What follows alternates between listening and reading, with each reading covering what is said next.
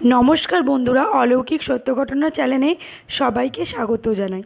আমার যদি ঘটনাটা ভালো লাগে লাইক করে সাবস্ক্রাইব করে বেল আইকনটাকে বাজিয়ে দেবেন।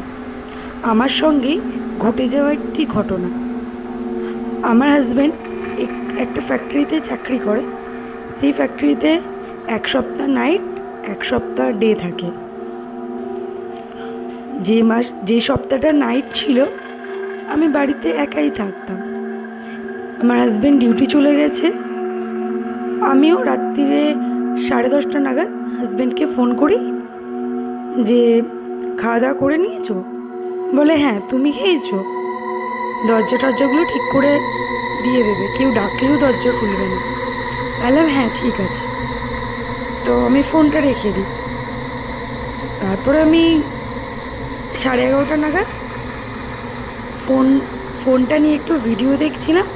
ভিডিও দেখে ফোনটা চার্জে দিয়ে আমি শুয়ে পড়েছি। আমি যখন ঘুমাচ্ছি, ঘুমার মধ্যে আমার একটা মারাত্মক ভয়ঙ্কর একটা স্বপ্ন দেখেছিলাম। আমি রাত 2টোর সময় আমি উঠে বসে পড়েছিলাম স্বপ্নটা দেখে। আমি স্বপ্নে দেখছি আমার একটা বন্ধু, আমি ঘুমাচ্ছি, পা ধরে টানছি। আমি বলছি ছাড়। বলছি না আমি ছাড়বো না তোকে। আমি তুই কেন আমার পা ধরে টানছিস? বন্ধুটার নাম থাকে দীপ্তি। আমি তুই আমার পাটা ছাড় না। বলে না আমি তোকে নিয়ে যাবো। আমি কেন, তোর আবার কি হয়েছে? বলছে আমি তো মরে গেছি। বললাম পাগল ঠাগল হয়ে গেছিস না? বলছে সত্যি আমি কালকে মরে গেছি, আমি গায়ে আগুন জ্বালিয়ে মরে গেছি। আমি ওই জন্যই এসেছি। আমি ঠাকুরের নাম নিচ্ছি, তুই চলে যা এখান দিয়ে। স্বপ্নের মধ্যেই কখন ঠাকুরের নাম নিয়েছি। যে ঘুমটা ভেঙে গেছে উঠে বসে পড়েছি। আমি উঠে জল টল খেয়েছি। খাওয়ার পর আর ঘুম আসেনি। ভয়ে ভয়ে সারা রাত কেটেছে। তখন 5:30 বাজে সকাল। আমি উঠে যা কাজকর্ম থাকে করলাম। আমার হাজব্যান্ড তখন 6:30 বাজে ডিউটি থেকে এলো।